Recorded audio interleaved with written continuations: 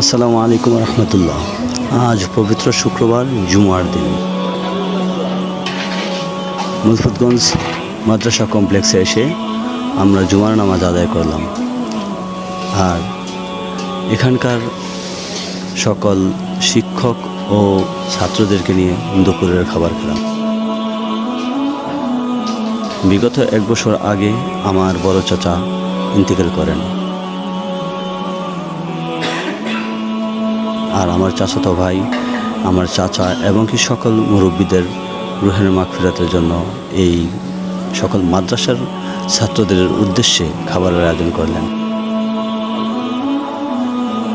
তাদের খাওয়ানোর পরে আমরা ভিতরে মেহমানখানায় এসে বসলাম। এখানে আমাদের মেহমানদারি করা হলো।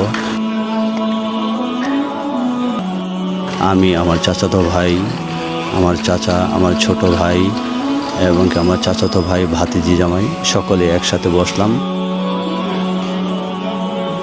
অত্যন্ত সম্মানের সাথে আমাদেরকে এখানে মেহমানদারি করা হলো। দেখতে পাচ্ছেন আমরা এখানে বসে খাবার খাচ্ছি। খুব ভালো লাগলো এই মেহমানদারি দেখে। আলহামদুলিল্লাহ।